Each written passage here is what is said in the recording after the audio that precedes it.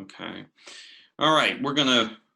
I'm sure others will join as we move through the presentation today, but I want to get started. In respect to everyone's time, we will begin today. All right. Welcome, everybody, to the overview of how to help with hazard and resilience mitigation in your community, specifically through the hazard elimination and loss prevention program. This is a partnership by the Massachusetts Coastal Coalition, Elevated Studio, and Blue Ocean Analytics. And we have representation from each organization on today's webinar. I'll welcome the gentleman on the webinar as we go through the next several slides talking about each organization. So quickly, a review of each of these organizations. The Massachusetts Coastal Coalition, we were formed in 2012 as a stakeholder group to inform citizens on changes with local coastal infrastructure. So our start was actually in coastal infrastructure. We have a board of directors currently that's made up of varying industries that all interact with floodplain management and flood insurance. We've had some milestones over the years, but really our mission is to educate, advocate, and inform professionals and stakeholders regionally and nationally on flood hazards. That is certainly what we're doing here today, and it's certainly part of our role in the H.E.L.P program. So I'm going to throw it over to Brian Baer, the Executive Director of the Elevated Studio. Brian? Good morning, everyone. Thanks, Joe. My name is Brian Baer. I'm the founder and executive director of the Elevated Studio. We are a national nonprofit that was born out of the unmet need gap in Superstorm Sandy, helping individuals and neighborhoods of various vulnerabilities recover by building back better. Our services that we provide are a little bit of a unicorn in that we have social service workers, disaster case managers, if you will, working alongside architects and engineers in putting back people into their homes or small businesses in a resilient and sustainable manner. We have a number of recovery programs around the country, and we are a national VOAD partner, have been for the last couple of years, and we also sit on other local COADs and VOADs around the country, helping their communities recover from a natural disaster. With that, I'm going to turn it over to Nick from Blue Ocean Analytics. Thanks, Brian. Good morning, everybody. My name is Nick Burk. I'm the minority owner and co-director of Blue Ocean Analytics, Emergency Management for Tomorrow. We are a women and minority small business based here in the greater Boston area. Our foundation is my business partner and I were emergency managers in the Carolinas, and following the impacts of multiple storms, most notably Hurricane Matthew and Hurricane Florence. We came from a situation where we were supporting from the state level the resilient recovery of really hundreds of households from catastrophic flooding that impacted vulnerable communities in the floodplains of the Carolinas, particularly communities of color. It was really from that experience that we decided to form Blue Ocean Analytics, because we recognize the disproportionate impact of catastrophic flooding and climate change on economically distressed communities as well as communities of color. BOA is we're a small business, but we are engaged internationally. We are currently working some international resilience projects in Tanzania. We have a location-independent office in The Hague in the Netherlands with Dutch partners. We're working federally, providing some subject matter expertise to FEMA headquarters, and have done some resilient recovery work with the Emergency Management Institute.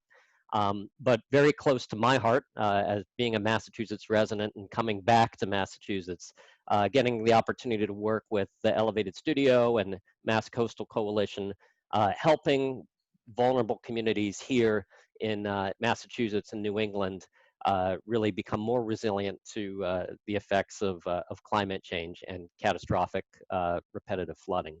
So with that, I'll turn it back over to Joe, and thank you so much for being with us this morning. Great. Thank you both. And as we go through today's presentation, we'll all be chiming in on each slide to make sure that we give a comprehensive overview on exactly what HELP is. And with that, we're first going to talk about the disaster cycle. And really, I want to bring Brian Baer into this to really discuss a detailed understanding of what happens after an event. And an event could be many things. An event could be a true disaster. An event could also be the desire for a community to move forward with some type of mitigation plan. But there's always a triggering event. So Brian, with that, why don't you walk us through some of these pieces to really have our audience understand the challenges with that disaster cycle? Sure. So an event happens, whether it's coastal flooding or a tornado or a hurricane or an earthquake. There's a lot of interest during the response phase, and that response phase could be as short as a few days or as long as a year and a half, where 70% of the donated dollars from philanthropy and individuals gets poured into a particular locality to help right the wrong. There's a lot of interest from the federal government. There's a lot of interest from state government to get as many people back as quickly as possible. But that doesn't always happen as quickly as we want it to. Many times, the disaster in a box model takes a little bit longer, especially when we're talking about IA or PA declarations, individual assistance or public assistance declarations by the federal government.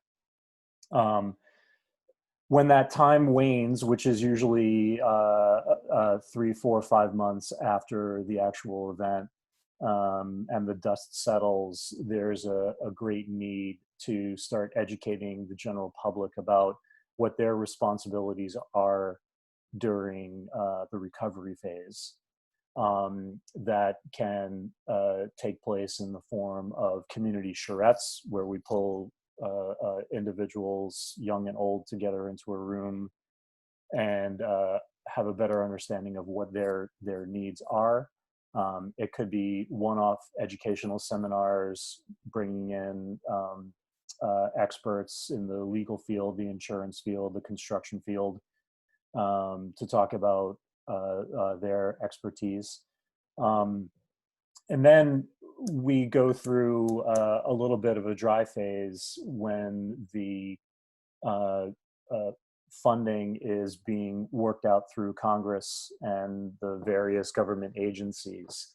When we're talking about the use of community development block grant for disaster recovery dollars, CDBG DR, that process from the time the event happens to the time the money actually hits the street to put people back in their homes and small businesses could be anywhere from 18 months to 30 months. So it's a very long runway. At that point, what our program would do would be to help resolve some of those early issues by educating the homeowners so that they can have a better understanding of what they can and can't do, what we can and can't do in terms of getting people back into their homes. An award is usually made, and then we would complete the designing bidding documents by managing that process, managing the preferred contractors, and ultimately getting the homes rebuilt and then the residents back into their property. It's a little bit different. So that's a reactive phase. And then there's the proactive phase when we're talking about using HMGP or FMA grant funding. And I'm going to flip it back to Nick and Joe to talk a little bit about that funding stream as it relates to the disaster cycle. Joe, you're on mute. Thank you. I just realized that. And I will let Nick chime in too here. What I do want to just start off with about talking about the HMA or Hazard Mitigation Assistance grant programs. This is a place where I help both before and after an event, whether it's HMGP, FMA. This is really a place where the H.E.L.P program is going to be of great assistance to your communities from both a technical assistance standpoint, community consensus standpoint, and a brought to conclusion standpoint. We understand that there are major holes in the ability for any one entity, meaning a community, going from beginning to end in that process. So with that, I want to have Nick Burk from BOA. Why don't you talk, Nick, a little bit about how the grant programs factor in to the disaster cycle? Absolutely delighted to. So I think what's unique about the H.E.L.P Alliance too is, as you've heard, Brian has a very deep background in CDBG-DR, and the Mass Coastal Coalition has a deep background in flood insurance space, and BOA's background is in the FEMA programs, Hazard Mitigation Grant Program, and the non-disaster programs. Pre-disaster mitigation was one of them. It's now been succeeded by the BRIC program, Building Resilient Communities and Infrastructure and communities, rather. But I think what's important to note is at the onset of an event, there can be multiple funding streams, and it can be quite complex to manage. If there was a catastrophic event that were to happen to Massachusetts, you may have ultimately CDBG-DR dollars available. You might have FEMA hazard mitigation funding opportunities. Plus, on an annual basis through MEMA, Massachusetts Emergency Management Agency, you also have open application periods for the non-disaster flood mitigation assistance program, FMA, which is designed to reduce the drain on the National Flood Insurance Program. So you have multiple kind of complex funding streams to navigate. And what the H.E.L.P Alliance really seeks to do, and let me back up for a moment, that doesn't even count the potential of state funds that could be potentially available too. What H.E.L.P, one of the things we do is we try to provide a common denominator in terms of intake and eligibility that screens and assesses the risk of an individual home and home owner and family, that assesses the eligibility across multiple funding streams. And we'll talk in a little bit about some of the tools we have, such as benefit cost analysis, streamlining some of the grant processes. But the metaphor we have is kind of supporting local governments to develop almost a file cabinet of eligible applications that can sort of be applied to multiple funding streams should that complex scenario happen. So, maybe one analogy is consider the H.E.L.P Alliance almost like your concierge of resilience projects. Should there be a catastrophic event that strikes Massachusetts and New England, but also we want to be considered a gateway to some of the non-disaster cycles that are also appearing from the federal government. So with that, I'll pass it back to Joe and Brian. Thank you. So, Nick has outlined very well. Nick that was a great intro to the next slide. We've talked a lot about the disaster cycle. That really was meant to tee up a really basic overview of what H.E.L.P is. So H.E.L.P, the Hazard Elimination and Loss Prevention Program, is designed to be a full life cycle hazard mitigation service. So what does that mean? We leverage public and philanthropic funds, and as Nick mentioned, there's many different funding streams that H.E.L.P has the ability of implementing in your community. At some time, it's only the HMA suite of grant programs. At other times, it's a plethora of state funds, HMGP, DR, disaster recovery funds through CDBG and others. And there's no cost. I think this is and we have this explained a little bit better here. There's no cost for the city or town to implement HELP. HELP is paid through application development and project administration costs awarded as part of the grant. So when we say no cost, what we mean is the HELP program is really, as Nick put it, and I think that's a great analogy, we're the concierge service that really brings that grant in, services that grant, and not only that, but we also, as Brian will talk to towards in a little bit here, we help people move through the post award process. And this is really, there's really two keys where HELP is making a huge impact, which is after the disaster and before it. And we actually have a question on what is the website for information on HELP Alliance, and it is help-alliance.net. Thank you, Brian. So there it is. And we're adding a bunch of great information up there fairly regularly. So feel free to go there and check it out. So next slide. So how would HELP work? So you're probably wondering, so we have all these plans and we have all these things that we want to do in terms of resilience in our community. So how does the HELP program work? Well, the HELP team we can operate in two ways, but really our primary goal is to seek to be contracted by the community through an official RFP. And I can have the guys on the line here with me, Nick and Brian. These gentlemen can speak a little bit more about that process, but the program would assist individuals and the local government with grant application and submittal process. So we're not just saying we're going to help the community in moving through the technical assistance phase. We're consensus building.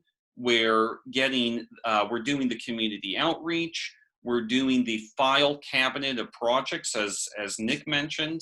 And what we do is we bring the capabilities to not only implement the grant on behalf of the community and advocate for the individuals that are awarded those grants, but we're also able to be there after they're awarded and walk those individuals through the case management of getting that done. And so I'm going to open it up here to Brian and Nick to discuss a little bit more about that. Brian? Sure. So after an executed agreement with the municipality, we would go through a process of identifying the neighborhood or neighborhoods that are that we're all looking to help become more resilient by hosting a series of educational forums that's open and free to the community. They would hear us talk about what the benefit is to the HELP program, what we would be providing in terms of services for them, and do a little bit of an intake after the educational portion of the event.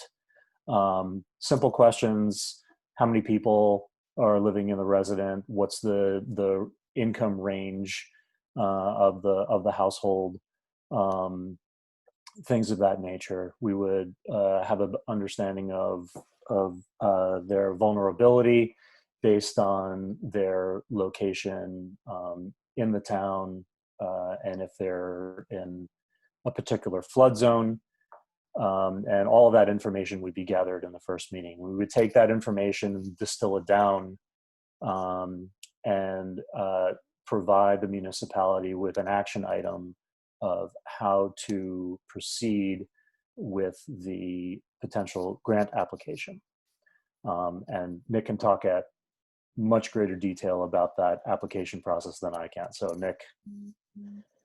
No, sure. I think that's very well put, both Brian and Joe. I don't really have much to add other than that, for FEMA programs, generally, actually in all cases, it's the local unit of government is the sub-application and the sub-grantee. And as you both pointed out, there would have to be some sort of procurement process to onboard the H.E.L.P Alliance or a process we would competitively participate in.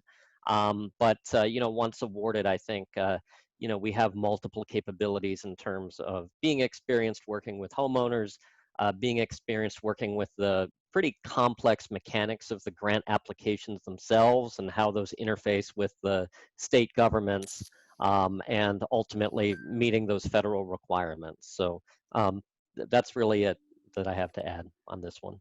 Yeah. And then once the grant applications are created and submitted to the government for review, there'd be a little bit of a waiting period, at which point we would circle back with the residents, provide them with the understanding that we've submitted the application, we've done the initial drawings, we've done the initial narrative associated with each property. And then, like I said, sit on our hands for a little bit while we're waiting for the federal government to bless the application. Once the application has been approved, then we would complete the documents, working with the municipality's building and planning department and the resilient officer. We would invite pre-vetted contractors to put in a bid for one or multiple of the projects, and then we would manage that construction on behalf of the municipality and the homeowner. And at the end of the day, we would be creating a more resilient household, a more resilient community, creating a greater level of social and economic equity for those neighborhoods and households who are vulnerable. Perfect. And we'll talk a little bit more about that throughout the next several slides, because I want to get to the benefit slide here, which is next. So really, so what is the significant benefits, right? Well, I think the primary benefit that is really simply put is we expand your bandwidths, right? What's going on right now with everything, not just now, but even in the past, communities typically, and whether you're a city or town, big or small, typically have a lot going on, and we totally understand that. I mean, I'm working communities constantly, whether it be flood insurance or CRS. And it's something where communities have a lot going on. And one of the things that H.E.L.P does is we don't just expand bandwidths for the communities, we're expanding them for the individuals as well. Because going through these processes, and especially post-disaster, but even through the grant application process, that can really be something that individuals see as a mountain that they can't climb.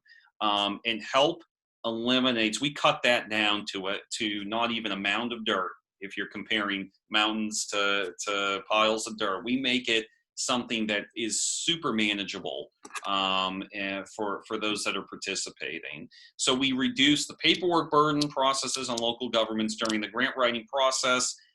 Individuals can apply with no pre-award costs, so H.E.L.P includes those costs as a benefit of the program. I mean, I think that alone, the biggest issue communities run into are, we have, 100 people that want a grant, but only 5 end up having the wherewithal to move forward because of those pre-award costs that are not necessarily reimbursable if, for example, the application, there's no guarantee that those costs are going to be reimbursed because of the timelines that can happen. So H.E.L.P actually includes those costs as a benefit of the program. Compiling a file cabinet of homeowner grant applications. So if you don't get the grant awarded that year, we just, as Nick alluded to, we just file those away, and they're available in your file cabinet of grants to pull back out and go forward with again. And then completing the grant application on behalf of the local government. And then capabilities to support the individual homeowner's navigation in the implementation. Again, I cannot overemphasize the fact that as part of H.E.L.P, there's a case management piece, and that is a huge part of what H.E.L.P brings to the table. And here's some efficiencies, right? So pre-qualifying contractors to perform cost estimates and work. So no longer are the requirement typically is 3 different estimates. So no longer are people going out and struggling to find people that can get those done for them. That's part of the H.E.L.P efficiency. Performing engineering plans and drawings within the H.E.L.P team. Brian's team brings with them hundreds and hundreds of elevation in projects and mitigation projects and experience. In terms of doing engineering plans and drawings, that is something that in volume, not just in terms of doing them, but the efficiency is in the volume of accumulating them in one place. The costs for those are just simply reduced drastically because of that. And leveraging team experience. I mean, I don't think we really, I'm hoping that we showcased here throughout today that the team that we've assembled with Brian, Nick, and myself, we're really a full suite of opportunities to put together your grant applications effectively and then help your individuals post-award. And also that consensus building. We're in communities doing the outreaches, and of course with everything right now, we've had capabilities to do virtual outreaches for a while, so we bring those capabilities as well. Getting consensus building to make sure that we're getting to the vulnerable populations that we're aimed to help. So one of the big pieces of H.E.L.P that is one of the critical pieces to get us started is before we begin, we do risk assessments either for your community or for individuals. And these risk assessments can be done independently of bringing H.E.L.P on board. There is a cost obviously associated to doing those risk assessments. And we can analyze, again, individual structures or entire communities. And so for this, I'm going to bring in Nick and I'm going to bring in Brian to discuss what we're looking at, because we're not just looking at cost benefit. We're looking at risk from a flood vulnerability standpoint, and we're looking at risk from a socioeconomic standpoint. And those 2 risk assessments are what we evaluate vulnerabilities by. So I'm going to turn it over to Nick and Brian to run through the vulnerability assessments. Sure, and I think what might work well is, so Brian has very kindly picked 3 structures that I think are really great examples for what we might see here in coastal Mass. So Brian, if kind of defer to you, maybe just to tell the story, and then we can actually look at the some of the analysis afterwards. Sure. So these are 3 projects that we've completed utilizing CDBG-DR funding during Hurricane Sandy, Superstorm Sandy, depending on who you're talking to, in a city called Long Beach, New York. It's a barrier island on Long Island. It actually received the highest recorded storm surge of somewhere around 17 feet. And there are 3 separate types of mitigation projects. The first is a mitigation project where we move the boiler, water heater, and primary electrical panel out of the basement and created a new mechanical room above the design flood elevation. The second project is a straight out elevation. And then the third project is a full-on reconstruction. So the photographs on the right side of the slide shows the mitigation project. Just to the left of that stair is where we built the new mechanical room. The middle project is a 2-story elevation project. They had 8 feet of water in their basement, which was a legally occupied basement. They had 2 bedrooms and a pretty sizable living area. And then the bottom photo is the existing photo of the house that had 7 feet of water which is at the top. 7 feet is at the top of the windows on that front facade there, for a family of 8. The elevation project was a family of 5, and the mitigation project was a family of 7. So we utilized our talents as designers and case managers and worked with the homeowners to identify what their real needs are. The mitigation project was probably the simplest. As you can see in the table here, we spent about $54,000 on the mitigation project. Again, these are Long Island, New York prices, so not on par with what we might be seeing elsewhere across the country. It's definitely one of the highest construction markets in our country. The elevation project, because of its complexities of doing a double lift. So the second floor was lifted up, foundation removed, new foundation brought in, lifted up again, and then a new floor built in below that. That cost was $415,000. And then the reconstruction was $337,000. So it's they were all challenges. They were all fun, and at the end of the day, the homeowners saw a nice reduction in their not just their homeowners insurance, but also their flood insurance. The mitigation project, I'm sorry, the elevation project is about 1.5 blocks away from the Atlantic Ocean. The reconstruction project is a little bit farther away from the ocean, but closer to the bay.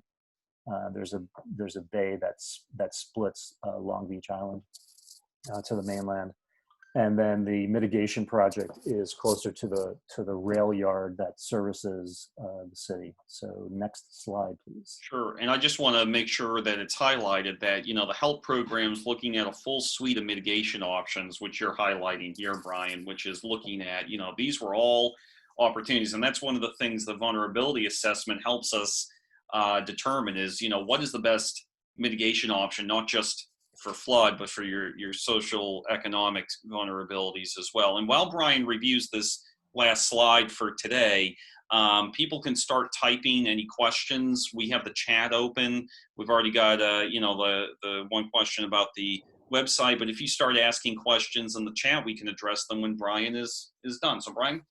Sure. I unfortunately don't have any pretty pictures of the most attractive mechanical room that we built on the back of the house, but it was clad in stucco, similar to the balance of the building. But what you'll see here is the top photo is a shot of the home that was elevated, and then the bottom shot, just about to have construction completed, is a photo of the reconstruction project. Interestingly enough, because the funding was provided by the CDBG-DR program, the state of New York had a requirement to build not less than 1,000 square feet for a new project. So that reconstruction project on the bottom is 1,000 square feet of living space, 500 on each floor, plus a small entryway of about 250 square feet. So that total square footage is 1,250, 60 square feet. So the price point per square foot is a little bit higher than what we might be seeing in the Commonwealth or in coastal New Hampshire. But again, this is Long Island. Joe, I'm sorry, Nick, I'll have you go through some of the numbers and that explanation. Sure, delighted to, Brian. So these are 3 really nice kind of archetypal, mitigation options, resilience options for vulnerable households. What we did here at HELP is we did a bit of a risk assessment on those completed projects that were done by the Elevated Studio. We used for our vulnerability assessment, the FEMA benefit cost analysis software that some of you may be very familiar with. And for those of you that are, from an advanced user perspective, you can look at some other issues like climate change and social vulnerability, some dimensions of social vulnerability. And so climate change and social vulnerability are two H.E.L.P Alliance values. And so I just wanted to really quickly run through the projects that Brian discussed and see what our vulnerability assessment might tell us in terms of helping communities make decisions. So, the very first project, the mitigation project, where the utilities were elevated, based on just the benefits, the economic benefits alone that were received, that would be generated by elevating those safely above the 100-year base flood elevation. More than that, you're looking at a return of $1.45 on every dollar of investment. So considered very cost effective by the federal government. But when you start factoring it into the high number of individuals in that household, the mental stress and anxiety, and the disruption to work that would happen when there was a severe flood event, our vulnerability assessment says that this investment of money is up to $2 right here, $2 for every dollar that's invested. When you factor in 3 feet of sea level rise, you're looking at $5 being recouped, almost $300,000 of potential future damages avoided just by elevating these utilities. And then when you combine, combining sea level rise and social vulnerability, just elevating those utilities over the course of 30 years, you're looking at saving almost $300,000 of investment. It's very similar kind of pattern here with the elevation, safely elevating that first finished floor above the 100-year base flood elevation. Just looking at the pure economics of risk over the lifespan of 30 years, that project would recoup almost $2 million, $1,935,000. When you start adding the social vulnerability, you start seeing those numbers start to creep up even higher. When you add 3 feet of potential sea level rise, which the FEMA software can calculate, you're looking at $15 of return for every $1 you're investing, and that almost goes up to $16 on that particular structure. And you see the last project is an interesting one. So, in a traditional FEMA benefit cost analysis, that what was originally a 750 square foot structure that the elevated studio reconstructed, well, if it was submitted under an original FEMA mitigation grant program, that would have never qualified because you're getting about 28 cents on the dollar for investment. But when you start looking through the lens of social vulnerability, using the software to kind of analyze that, you're starting to get increased values. So the benefit cost analysis software is now telling us maybe it's 40 cents on the dollar. When you factor in 3 feet of sea level rise, very, very plausible for that project area in the next 30 years.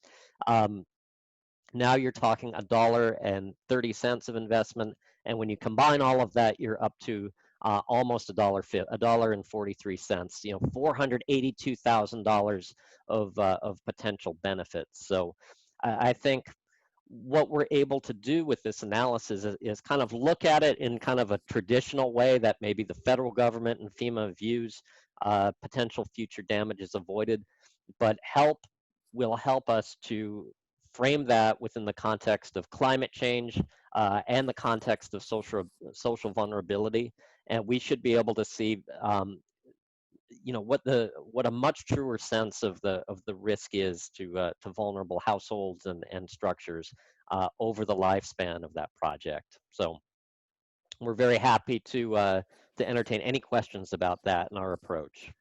There are actually a few questions in the chat that I'd like to answer. I'm going to start with Rod and then go to Anna's question. So Rod asks, are you aware that no HUD CDBGDR post-disaster program has had elevations, and how do we get this changed? I think Sandy change the dynamics of how FEMA looks at recovery programs all along, right? So there were a large number of residences that were beyond substantially damaged, but probably an equal number of residences that had a significant enough damage that warranted elevation. So it was the decision upon FEMA and HUD to offer residents the opportunity to elevate their properties. Is that possible with other programs? Well, sure, because if you look at what's going on, or what has been going on with Harvey and Irma and Maria and a host, insert your hurricane disaster cycle here since Sandy, elevation is an easy way to mitigate a home without displacing the residents for an extended period of time. I'm sure we've all heard the phrase elevation is our salvation to inundation. So it works. If you look at the dollars and cents that was spent post Sandy for elevation in the New York area versus elsewhere in the country, the cost is much larger, but that's only because New York has a significantly higher construction cost. So I hope that answered that question. To Anna's questions, the 3 locations, yes, their flood insurance was reduced tremendously, especially on the elevation project and the reconstruction project. Both of those were hovering around $2,500 to $3,000 per year. And post-construction, they're now a more comfortable $750 to $800 per year. The mitigation project didn't see as much of a change because they still have an occupied basement that is below the DFE, and that was their choice. They did get a little bit of a break on their flood insurance and their homeowners insurance when they moved the mechanicals out of the basement, but they're still paying a sizable 4-figure number for their flood insurance. The lessons learned on permitting, we're still having those lessons 8 years post-event. I'll be very candid with you. There's a lot of education that we did with the building departments. There was a lot of collaboration that we did with the building departments. There were new technologies that we had been employing as an organization for years that had not been seen in some of the smaller municipalities. So including the building departments as part of that process before the permit was actually submitted helped out greatly.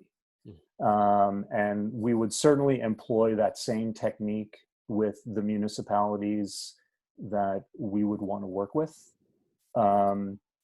because it's all one big happy team.